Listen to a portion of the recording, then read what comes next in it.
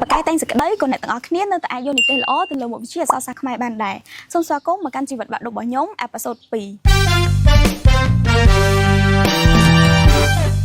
ចឹងសម្រាប់មុខវិជ្ជាអក្សរសាស្ត្រខ្មែរទាំងថ្នាក់វិទ្យាសាស្ត្រនិងថ្នាក់សង្គមគឺទាមទារត្រូវតែប្រឡងអក្សរសាស្ត្រខ្មែរនឹងទាំងអស់សម្រាប់មុខវិជ្ជាតែងសេចក្តីពេលដែលអ្នកនរគ្នាឃើញប្រធានដំបូងអ្នកនរគ្នាគួរតែចំណាយពេលអានប្រធាននឹងឲ្យយល់សិនយ៉ាងហោចណាស់ពី3ទៅ5ដងទៅឲ្យយល់ថាប្រធានគេចង់និយាយពីអីចឹងបន្ទាប់ពីអ្នកនរគ្នាអានប្រធានហើយអ្នកនរគ្នាគួរតែរកគំនិតសំខាន់ដើម្បីមកគ្រប់គ្រងប្រធាននឹងជាឧទាហរណ៍ប្រធាននិយាយពីការតស៊ូក៏បានសម្រេចអញ្ចឹងយើងត្រូវរកចំណុចសំខាន់ថាការតស៊ូនឹងបែបណាខ្លះទៅបានសម្រេចអីដែលយើងចង់បានឬក៏គោលបំណងរបស់យើងនៅថ្ងៃអនាគតអញ្ចឹងបន្ទាប់ពីយើងរកគំនិតសំខាន់ហើយយើងអាចចាប់ផ្ដើមសរសេរបានហើយអ្នកទាំងអស់គ្នាហើយនៅពេលដែលយើងចាប់ផ្ដើមសរសេរហ្នឹងមានអាចនឹងមានអ្នកខ្លះគាត់នឹងនិយាយថាខ្ញុំអត់ប្រកែបន្លាយគំនិតទេអញ្ចឹងខ្ញុំគួរធ្វើបែបណាអញ្ចឹងឧទាហរណ៍ដូចពីប្រធានហ្នឹងអញ្ចឹងការតស៊ូក៏បានសម្រេចអញ្ចឹងអ្នកទាំងអស់គ្នាអាចដូរពាក្យនិយាយពីការតស៊ូហ្នឹងនិយាយពីការខិតខំព្យាយាមប្រឹងប្រែងអ្នកទាំងអស់នឹងអាចនាំអ្នកទាំងអស់គ្នាទៅទទួលបានលទ្ធផលល្អនាថ្ងៃអនាគតឃើញអត់ស្ដាប់មកន័យដូចគ្នាទេប៉ុន្តែយើងគ្រាន់តែដូរពាក្យបន្តិចបន្តួចអញ្ចឹងអាហ្នឹងយើងអាចបន្លាយបានន័យធ្វើមិនបានយើងអាចប្រកែបន្លាយអញ្ចឹងទៅខ្ញុំចង់លើកទៅចិត្តឲ្យអ្នកទាំងអស់គ្នាទៅអានវិញ្ញាសាចាស់ក៏បាន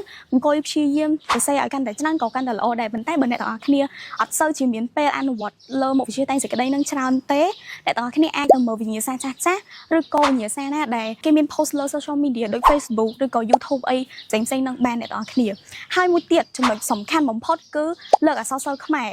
ត្រង់ចំណុចលើករឿងហ្នឹងសម្រាប់ថ្នាក់វិទ្យាសាស្ត្រលើក3រឿងប៉ុន្តែខ្ញុំចង់ឲ្យអ្នកទាំងអស់គ្នាលើក4រឿងទៅធម្មតាគេដាក់បន្ទុកតែ3រឿងឯងប៉ុន្តែបើសិនជាយើងលើក4រឿងទៅវាអាចជួយបន្ទុកតែសេចក្តីយើងក៏វាបានកាន់តែល្អទៅតាមនឹងដែរហើយសម្រាប់រឿងហ្នឹងទៀតសោតអាចថាអ្នកខ្លះគាត់អត់ប្រកែរឿងឬក៏អត់ចេះរឿងទាំងអស់ទេតាមបទពិសោធន៍ខ្ញុំជាក់ស្ដែងខ្ញុំប្រាប់ឲ្យស្មោះត្រង់ទៅគ្រប់រឿងទាំងអស់ខ្ញុំអត់ចេះសាច់រឿងទាំងអស់ទេប៉ុន្តែខ្ញុំព្យាយាមឧទាហរណ៍ថារឿងកលាប់បៃលិនតើតោះនឹងការតស៊ូព្យាយាមអញ្ចឹងខ្ញុំលើកខ្ញុំព្យាយាម note down ឬក៏ដកស្រង់យកចំណុចសំខាន់នៃសាច់រឿងមួយឬក៏កលឹះសំខាន់នៃសាច់រឿងហ្នឹងយកមក note នៅកូនសភៅទូចមួយថាសាច់រឿងកលាប់បៃលិនសាច់រឿងទុំទាវវាមានគំនិតសំខាន់អីគេខ្លះវាមានអីគេខ្លះដែលយើងអាចនឹងលើកយកទៅដាក់នៅក្នុងឧទាហរណ៍បានអញ្ចឹងទៅអ្នកនរគ្នាហើយ